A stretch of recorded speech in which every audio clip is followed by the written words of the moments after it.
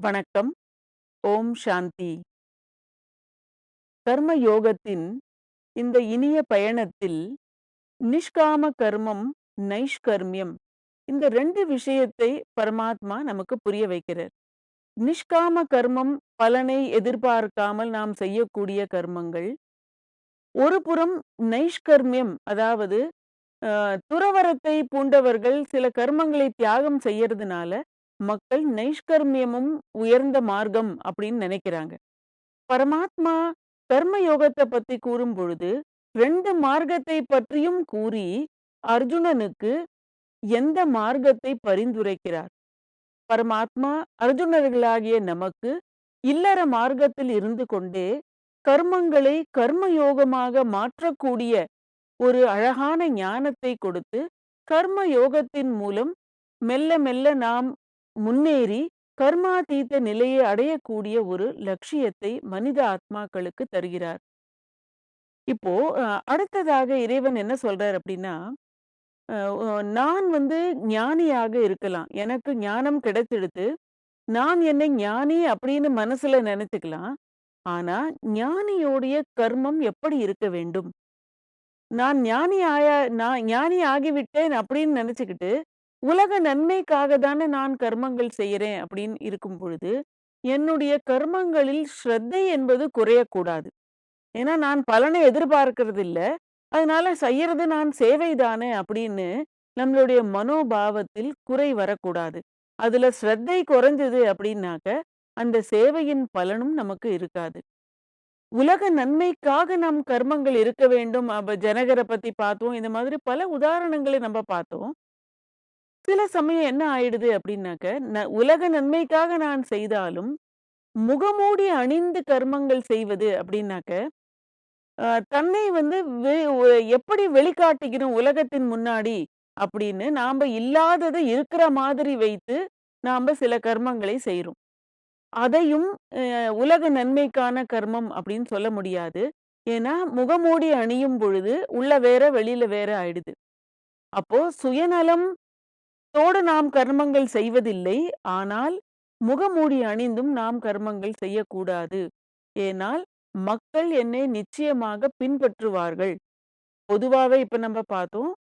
மகான்கள் செய்யக்கூடிய கர்மங்களை மக்கள் பின்பற்றுவார்கள். மகான்கள் மட்டும் இல்ல, இன்னைக்கு நம்ம இப்ப பார்த்தோம்.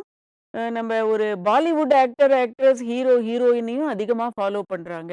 அவங்களுடைய எல்லா செயல்களையுமே அவங்க மேனர்ஸ் எல்லாத்தையும் கடைபிடிக்கிறாங்க. அப்போ மகான்களாக இருக்கக்கூடியவர்களுடைய கடமை என்ன அப்படின்னு பார்த்தாக்க, அவங்க கஷ்டமான மார்க்கமாக இருந்தாலும் உலக நன்மைக்காக, லோக சங்கிரகத்திற்காக கர்மங்கள் செய்வார்கள். உதாரணத்திற்கு, இந்த அங்குலிமான் கதை நம்ம கேள்விப்பட்டிருக்கோம். புத்தர் ஒரு காட்டு வழியாக போயிட்டுருக்காரு. போகும்பொழுது அவர் போகக்கூடிய இடமானது ஒரு பெரிய அங்குலிமான் என்ற ஒரு கொள்ளைக்காரன் இருக்கக்கூடிய இடம் அது. அப்போ எல்லாரும் தடுக்குறாங்க இந்த புத்தர. "நீங்க அங்க போகாதீங்க. கொள்ளைக்காரன் அங்க இருக்கான். அவன் ரொம்பவும் கொடூரமானவன். நெறைய பேர அவன் கொலை பண்ணிட்டான். ஆனாக்க நீங்க அந்த பக்கம் போகாம இருக்கிறது நல்லது" அப்படின்னு. அப்ப புத்தர் நெறைய பேர் இப்படி சொன்ன உடனே, கட்டாயமாக நான் அந்த வழியில தான் போகணும் அப்படின்னு முடிவெடுத்து, அந்த அந்த கொள்ளைக்காரன் வசிக்கக்கூடிய காட்டுக்கு போறாரு. எதிர்ல ரொம்பவும் அட்டகாசமா சிரிச்சுக்கிட்டு அந்த ஒரு அங்குலிமான்ற ஒரு ஒரு கொள்ளைக்காரன் வரான். அவனுடைய கழுத்துல விரல்களுடைய மாலை பெருசா தொங்கிக்கிட்டு இருக்கு. அவன் அத காட்டிட்டு கேட்கறான், "பாத்தியா எத்தன பேர நான் கொலை பண்ணி, அவர்களுடைய விரலை எல்லாம் எடுத்து மாலையா போட்டுட்டு இருக்கேன். இப்போ உன்னுடைய டர்ன் தான். இப்போ நீ எப்படி இந்த இடத்துக்கு தைரியமா வந்த?" அப்படின்னு கேட்பான். அப்ப அவர் சொல்லுவார், "நீ என்ன பண்ணணுமோ அத நீ பண்ணலாம். எனக்கு ஒரே ஒரு விஷயம் உதவி மட்டும் நீ செய். அந்த மரத்துல இருக்கிற ஒரே ஒரு சின்ன கிளைய அதோடைய இலைகளையும் நீ பறிச்சு எடுத்துக்கிட்டு வா. அந்த கிளையும் ஒடிச்சு எடுத்துக்கிட்டு வா. அதுதான் எனக்கு வேணும். அதுக்கு பிறகு நீ என்ன செய்ய விரும்புறியோ அத நீ செய்" அப்படின்னு சொல்லுவார். அப்போ உடனே அவன் என்ன பண்ணுவான், "இவ்வளவு தானே" அப்படின்னு சொல்லிட்டு அவன் போய் அந்த மரத்திலிருந்து அந்த சின்ன கிளையும் ஒடிச்சு, அதிலிருந்து சில இலைகளையும் எடுத்து பறிச்சுக்கிட்டு புத்தர் கிட்ட கொண்டு வந்து குடுப்பான். அப்ப அவர் காட்டுவார், "நீ ரொம்ப பெரிய பலசாலி, கொள்ளைக்காரன், கொடூரமானவன் சரிதான். ஆனா, நீ ஒரு சாதாரண ஒரு வேலை எனக்கு செய். இந்த கிளைய நீ திரும்பவும் மரத்துல ஒட்ட வச்சு குடு. இல்ல இலைகள நீ திரும்பவும் இதுலயே ஒட்ட வை." அப்படின்னு சொல்லுவாரு. அப்ப அத கேட்டுட்டு அவன் சொல்லுவான், "அது எப்படி முடியும்? இத நான் உடைச்சாச்சுன்னா, இத எப்படி நான் திரும்ப ஒட்ட வைக்க முடியும்?" அப்படின்னு கேட்பான். அப்ப அவரு அழகா உட்கார்ந்து அவனுக்கு புரிய வைப்பார். இதே போல தான் நாம்ப ஒரு விஷயத்த சீரழிக்கிறதோ, இல்ல அத தவறாக்குறதோ, கெட்டதா ஆக்குறதோ ரொம்ப சகஜமானது. திரும்பவும் அதை பழைய நிலைக்கு கொண்டு வருது அப்படிங்கிறது ரொம்ப கஷ்டம். அப்போ ஒரு உயிரை உன்னால திரும்ப குடுக்க முடியாத பொழுது, ஒரு உயிரை பறிக்கிறதுக்கான அதிகாரம் உனக்கு கிடையாது. அது எப்படி நீ இப்படி செய்யலாம்? அப்படின்னு கேட்பார். இந்த ஒரு சின்ன விஷயத்த கேட்ட உடனே, அவன் மனதுல ரொம்பவும் ஒரு ஆழமான ஒரு டச்சிங் வருது. அவன் இந்த விஷயத்த புரிஞ்சுக்கிறான். உடனே அவன் அவருடைய கால்ல விழுந்து, "இனி நான் என்னுடைய வாழ்க்கையோடைய இந்த ஒரு இத மாத்திக்கிறேன். நான் நிச்சயமாக இனிமே யாரையும் கொலை செய்து வாழ மாட்டேன். எனக்கு இந்த விஷயம் புரிஞ்சிடுது. இனி நான் துக்கம் யாருக்கும் கொடுக்க மாட்டேன். துன்பம் கொடுத்து வாழ மாட்டேன்." அப்படின்னு சொல்றார். இப்ப இது என்ன நமக்கு புரிய வைக்குது அப்படின்னாக்க, உலக நன்மைக்காகவே அது கஷ்டமான மார்க்கம். அந்த வழியில போனா நான் மிஞ்சுவேனா மாட்டேனான்னு தெரியாது அவருக்கு. ஆனாலும் அந்த இடத்துல போயிட்டு, அவர் அந்த ஒரு ஞானத்தை அவனுக்கு கொடுத்து, அவரையும் திருத்தினர். உலகத்திற்கும் எடுத்துக்காட்டாக இருந்தார். அந்த கொள்ளைக்காரன மாத்துனதும் உலக நன்மை. அப்புறமா மற்றவர்களுக்கு ஒரு எடுத்துக்காட்டாகவும் அவர் மாறினர். ஸோ, அதனால உலக நன்மைக்காக மக்கள் நெறைய பேர் வேலை செய்தாலும், நெறைய உயர்ந்த கருமங்கள் செய்தாலும், நாம்ப we should follow the right person. சரியானவர்களை பார்த்து, இப்ப நான் இல்லற மார்க்கத்துல இருக்கக்கூடியவன் யார ஃபாலோ பண்ணணும்? முற்றும் துறந்த துறவியா இருக்கக்கூடியவர்கள் யார ஃபாலோ பண்ணணும்? அப்படிங்கிறதும் நமக்கு தெரியணும். அப்போ ஏற்கனவே நம்ம இத மாரி கேட்டோம். பரஸ்பரம் பாவயந்தகா இத பத்தி நெறைய கேட்டோம். ஒருவருக்கொருவர் மகிழ்ந்து, உதவி செய்து நாம வாழணும். அப்போ இந்த உயர்ந்த விஷயங்கள் எங்க இருக்கோ, அங்க மக்கள் ஆட்டோமேட்டிக்காகவே ஈர்க்கப்படுறார்கள். அப்போ ஈர்ப்பு ஆட்டோமேட்டிக்கா இருக்கு அப்படின்னு இருக்கும் பொழுது, நிச்சயமாக நம்ப மனித குல நன்மைக்காக ஏன் கர்மங்கள் செய்யக்கூடாது? இததான் லோக சங்கிரகமேவாபி அப்படின்னு திரும்ப திரும்ப பரமாத்மா அர்ஜுனனுக்கு இதுக்கு முன்னாடி கூட கூறினார். இப்போ அடுத்தது ரொம்ப இன்னும் நுணுக்கமான விஷயம் இறைவன் என்ன சொல்றார் அப்படின்னாக்க, நான் இந்த பூமியில வந்தாலும், நான் என்ன கர்மங்கள் செய்யணும், என்ன செய்ய வேண்டாம், அத பத்தியும் சொல்றார். என்ன சொல்றார் அப்படின்னாக்க, "நமே பார்த்தாஸ்தி கர்த்தவ்யம் த்ரிஷு லோகேஷு கிஞ்சன." न मे पार्थास्ति कर्तव्यं त्रिषु लोकेषु किञ्चन नानवाप्तमवाप्तव्यं वर्त एव च कर्मणि नानवाप्तमवाप्तव्यं वर्त एव च कर्मणि. அர்ஜுனா, இந்த 3 உலகிலுமே எனக்கு நான் செய்ய வேண்டிய கர்மங்கள் அப்படிங்கிறது எனக்கு எதுவுமே கிடையாது. த்ரிஷு லோகேஷு, இங்க 7 உலகம், மேல 7 உலகம், கீழ 7 உலகம்னு இறைவன் சொல்லல. த்ரிஷு லோகேஷு, இந்த 3 உலகத்திலுமே நான் செய்ய வேண்டிய கடமை, கர்மங்கள் அப்படிங்கிறது எதுவுமே எனக்கு இல்ல. நான் அவாப்தவ்யம். நான் அடைய வேண்டியதும் எதுவும் இல்ல. அதற்காக முயற்சி செய்யணும்னு எனக்கு எதுவும் இல்ல. அப்போ அப்படிப்பட்ட கர்மங்கள் எனக்கு எதுவுமே இல்ல. நான் செய்யறதை உலகம் பின்பற்றும். அப்படிங்கிற ஒரு விஷயத்த இறைவன் பரமாத்மா அர்ஜுனனுக்கு சொல்றார்.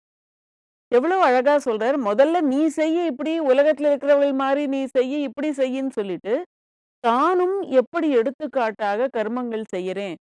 அப்போ 3 உலகங்கள்னு இங்க இறைவன் சொன்னது என்ன அப்படின்னாக்க, இந்த மனுஷ லோகம் தத்துவங்களால் ஆன உலகம், சூக்ஷ்ம லோகம், அதற்கும் மேல இருக்கக்கூடிய பிரம்ம லோகம். இந்த 3 உலகங்களிலுமே ஏன்னா பரமாத்மாவானவர் இந்த முழு சிருஷ்டியின் படைப்பாளர். முழு சிருஷ்டியோடைய கண்ட்ரோலர். முழு உலகத்தையும் கட்டுப்படுத்தக்கூடியவரே அவர்தான். ஹையஸ்ட் அப்படின்னு சொல்லலாம். அந்த சுப்ரீமாக இருக்கக்கூடியவரே என்ன சொல்றார் அப்படின்னா, இந்த 3 உலகத்திற்கும் எனக்கு செய்ய வேண்டியது, எனக்குன்ற ஒரு இச்சை எதுவும் கிடையாது.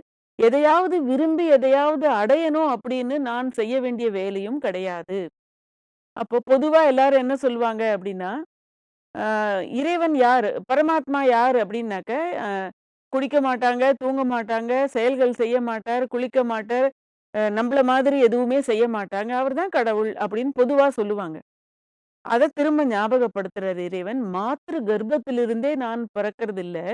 அதனால எனக்கென்று நான் சாப்பிடணும், தூங்கணும், உடுத்தணும், எனக்கென்று செய்ய வேண்டிய கடமைகள் எதுவும் இல்ல. இருப்பினும் நான் இந்த பூமியில வரும்பொழுது, சில உயர்ந்த கர்மங்களை நான் செய்து காட்டுறேன். இதுதான் இதுக்கு முன்னாடியே நம்ப இன்னும் கூட பின்னாடி பார்ப்போம். அவ்யக்தம் வியக்திமாபன்னம். நான் அவ்யக்த சொரூபமாக இருந்தாலும், மனித உடலை ஆதாரமாக எடுத்து நான் கர்மங்கள் செய்வதால, எடுத்துக்காட்டாக நான் கர்மங்களை முன் உதாரணமாக நான் செய்து காட்டுகிறேன். அப்போ இந்த 3 உலகத்திலும் எனக்குன்னு செயல்கள் இல்லாட்டாலும், உலக நன்மைக்காக நான் சில செயல்களை செய்கிறேன். அப்போ நான் எதுவுமே செய்யல அப்படின்னாக்க, மக்கள் என்ன ஆயிடுவாங்க? அவங்களும் சோம்பேறி ஆயிடுவாங்க. பாருங்க இறைவனே இப்படி சொல்றாரு அப்படின்னா, அப்ப ஒ தன்னை உயர்ந்தவர்களாக நினைக்கக்கூடியவர்களுக்கு எவ்வளவு பெரிய பொறுப்பு இருக்கு. அவர் என்ன சொல்றாருன்னா, நான் எந்த நல்ல வேலையுமே செய்து காட்டல அப்படின்னாக்க, மக்கள் நினைப்பாங்க, அப்போ நானும் எல்லாத்தையும் துறந்தவன் தானே, எனக்கு எதுவும் செய்யணும்னு அவசியம் இல்ல. அப்போ என்னை இமிட்டேட் பண்ணுவாங்க. அப்போ பொதுவாக மக்களுடைய ஒரு மனோபாவம் என்ன அப்படின்னா, ஆனந்த நிலையை நாம் அடையணும். மகிழ்ச்சி, ஆனந்தம் தான் ஒவ்வொரு மனித ஆத்மாக்களுடைய லட்சியமாக இருக்கு. அதை அடைவதற்காக தான் முயற்சி செய்றோம். அதனால என்ன சொல்லுவாங்கன்னா, ஆத்ம ரதி, ஆத்ம கிரீடா, ஆத்மா ராம் அப்படின்னு சொல்லுவாங்க பரமாத்மாவை. தன்னுள் தானாகவே மகிழ்ந்து இருக்கக்கூடியவர், தனக்கு தானாகவே அந்த ஒரு என்டர்டெயின்மென்ட், ஆத்ம ரதி, தானாகவே மகிழ்ந்து திருப்தியாக இருக்கக்கூடியவர் அப்படின்னு சொல்லுவாங்க. அப்போ நாம நமக்கு இந்த விஷயம் ஏன் தெரியல பொதுவா அப்படின்னாக்க, இந்த புரிதலே இல்ல. எப்படின்னாக்க, எல்லாருக்கும் தெரியும் எனக்கு ஆன்மீகம் தான் தேவைன்னு. அந்த ஆன்மீக தேவைக்கான காரணமும் ஆனந்தம் அல்லது மகிழ்ச்சியை நாம அனுபவம் செய்யணும். ஆனாலும் நாம அத வெளியில தேடுறோம். சுத்தியில தண்ணி இருக்கு. தண்ணிக்கு நடுவுல இருந்துகிட்டே, எனக்கு தாகமா இருக்கு, தண்ணி குடுன்னு யாராவது கேட்டா எப்படி இருக்கும்? அதே போல தான் மனிதன், இன்னைக்கு தனக்குள்ள இருக்கிற ஒரு அமைதியும், மகிழ்ச்சியும் மறந்து போயி, வெளிப்புறமாக அதை அடைவதற்கான ஒரு பிரயத்தனம், அந்த முயற்சியே செஞ்சுகிட்டு இருக்கான். ரொம்ப ஒரு இன்னொரு விஷயம் பாருங்க. நியூட்டனுடைய 3வது தியரி நமக்கு தெரியும். அவர் எதேர்ச்சியா ஒரு மரத்தடியில உட்கார்ந்திருக்கும்பொழுது, மேலிருந்து ஆப்பிள் கீழ வந்தது. இத்தன நாளா அத நம்ம எல்லாருமே பார்த்துருக்காங்க. அவரும் பார்த்துருக்கார். திடீர்னு மனதுல ஒரு கேள்வி வந்தது. இந்த ஆப்பிள் மேலிருந்து கீழ் நோக்கி ஏன் வந்தது? அப்படின்னு ஒரு கேள்வி வந்த உடனே, அந்த நியூட்டன்ஸ் தியரிய புவியீர்ப்பு விசையால வந்ததுன்னு கண்டுபிடிச்சு, அது எல்லாமே தியரி எல்லாம் பண்ணாங்க. அப்போ, இந்த பழம் ஏன் மேல் நோக்கி போலன்னு ஒரு கேள்வி அவர் மனதுக்குள்ள வந்தது. பொதுவாகவே இயற்கையை சார்ந்த விஷயங்கள் இயற்கையை நோக்கி தான் ஈர்க்கப்படுறது. அப்போ இந்த இயற்கையிலேருந்து உருவான ஆப்பிள் பூமி கீழ இருக்கு. பூமிய நோக்கி ஈர்க்கப்படுறது. அதே மாதிரி ஆறுகள் கடலிலிருந்து உருவானது கடலை நோக்கி போறது. அதேபோல் நாம் ஆத்மாக்களும் மூல அ அதாவது பரம்தாமம் மேல இருக்கக்கூடிய பிரம்மலோகத்திலிருந்து கீழ வந்த ஆத்மாக்கள் திரும்பவும் நம்மளுடைய சோர்ஸ் அதுதான். அந்த சோர்ஸை நோக்கி தான் போகணும். ஆனந்தத்தை அடையணும் அப்படின்னா, என்னுடைய சோர்ஸ் அங்க தான் இருக்கு. அப்படின்னு எல்லாருக்கும் இப்ப நாம அத புரிய வைக்கலாம். ஏன்னா, மனித ஆத்மாக்கள் ஆனந்தத்த கீழ தேடுறாங்க. அந்த ஆனந்தம் நான் எங்கிருந்து வந்தேனோ, அந்த பிரம்ம லோகத்தோடைய பரமாத்மாவோடு புத்திய இணைக்கும் பொழுது தான் எனக்கு கிடைக்கும்.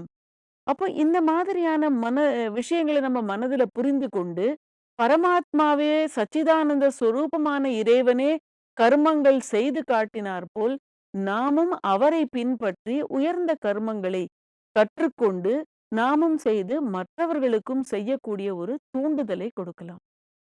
ஓம் சாந்தி.